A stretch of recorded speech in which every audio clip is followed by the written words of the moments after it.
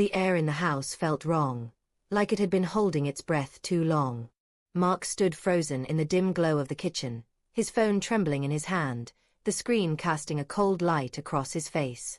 A single message stared back at him, one he wasn't meant to see. Meet me tonight. Same place. Don't tell him. His heart thudded, each beat a hammer against the fragile scaffolding of his trust.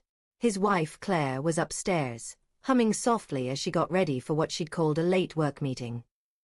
The lie hung heavy now, its weight crushing the quiet life they'd built over 7 years of marriage.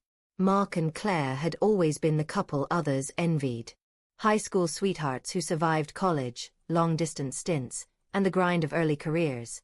They'd settled into a cozy suburban home with a dog named Milo and plans for kids someday. Mark, a soft-spoken software engineer, loved Claire's fire, her sharp wit, her ambition as a marketing exec, the way her laugh could fill a room. But lately, her warmth had cooled. She'd been distant, her phone always angled just out of sight, her excuses for late nights piling up like unpaid bills. He'd chalked it up to stress, to her big promotion. Now, the text from an unsaved number burned that excuse to ash. He didn't confront her right away. Instead, he sat at the kitchen table, the wood cold under his palms, replaying every moment of their recent months. The missed dinners. The way she'd flinch when he touched her unexpectedly.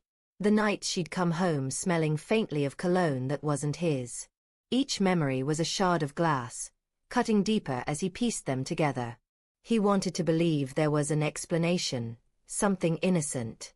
But doubt gnawed at him, a hungry thing that wouldn't let go.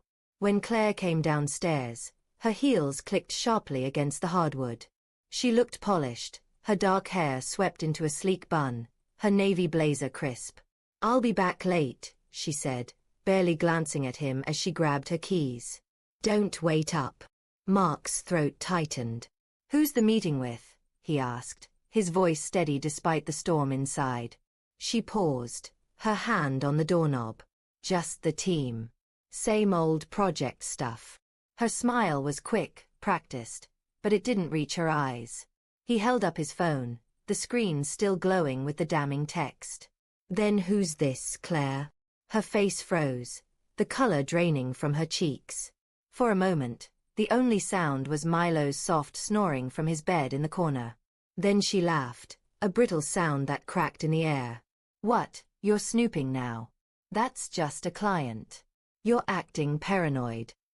"Paranoid?" His voice rose, raw with hurt. "You're sneaking around, lying about where you're going, and I'm the one acting paranoid?" She crossed her arms, her expression hardening. "Why are you acting like a victim? You knew I was still figuring things out." The words hit like a slap. "Figuring what out?" he demanded, standing now, his chair scraping against the floor. "Us. Our marriage. Or something else entirely." Claire's eyes darted away, and in that flicker, Mark saw the truth she hadn't spoken. The room seemed to shrink, the walls closing in as the life he thought he knew unraveled. She didn't answer, just grabbed her purse and left, the door slamming behind her. The silence that followed was louder than any argument. Mark didn't sleep that night. He sat on the couch, Milo curled against him, as he scrolled through Claire's social media, searching for clues. A photo from a work event showed her laughing with a man Mark didn't recognize.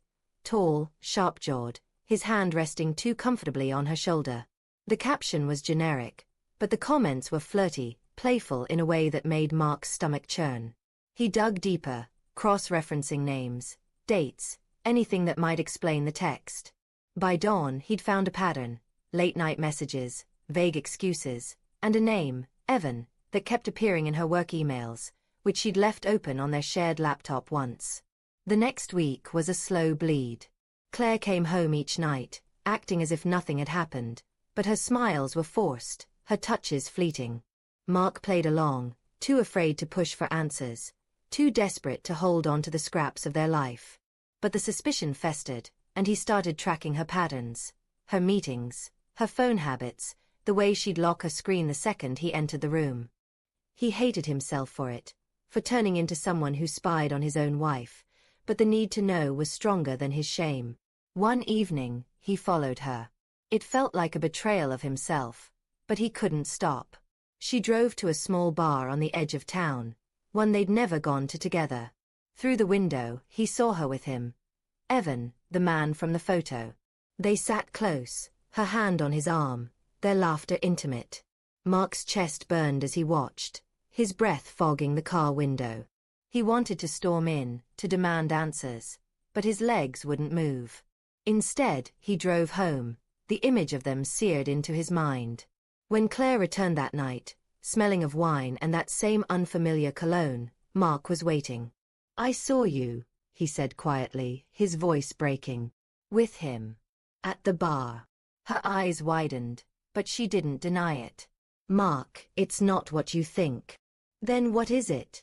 he shouted, the dam finally breaking. "Because it looks like you're cheating on me, Claire. It looks like you've been lying for months, maybe longer. Tell me I'm wrong." She sank onto the couch, her hands twisting in her lap. "I didn't mean for it to happen," she whispered. "Evan. He was just a friend at first. But things got complicated. I was going to tell you, I swear." "Tell me what?" His voice was hoarse, barely his own. "That you're in love with him? That our marriage is over?" "No," she cried, tears spilling down her cheeks. "I love you, Mark. But I've been so stressed, so lost. Evan. He made me feel seen again.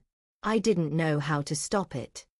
Her words were a knife, twisting deeper with every syllable. Mark wanted to scream, to beg, to fix whatever had broken between them. But all he could see was her with Evan, her laughter, her touch, given to someone else. "You chose this," he said, his voice cold now. "You chose to lie, to sneak around, to break us." Claire sobbed, reaching for him, but he stepped back. "I'm sorry," she choked out. "I'll end it. We can fix this, Mark. Please." He looked at her, the woman he'd loved since he was 16, and saw a stranger. The trust they'd built, the promises they'd made, lay shattered at his feet. "I don't know if we can," he said, his voice barely above a whisper. The days that followed were a blur of pain and silence. Claire moved out to stay with her sister, promising to give him space. Mark wandered their empty house, Milo's quiet presence his only comfort. He found her wedding ring on the nightstand one morning, left behind like an afterthought. The sight broke him, and he wept for the first time since it all began, the weight of her betrayal too heavy to carry alone. But in that grief, something shifted. Mark started to see the cracks that had been there all along, Claire's restlessness, her need for more than their quiet life could offer. He didn't forgive her, not yet, but he began to understand. And in that understanding, he found a flicker of strength. He wasn't the victim she'd accused him of being. He was a man who'd loved deeply, trusted fully, and now had to rebuild. The story didn't end with a neat resolution. Mark didn't know if they'd reconcile or if he'd ever trust again. But as he sat on the porch one evening, Milo at his side, the sunset painting the sky in shades of fire, he felt a quiet resolve. Betrayal had broken him, but it wouldn't define him. He'd find his way forward, one painful step at a time.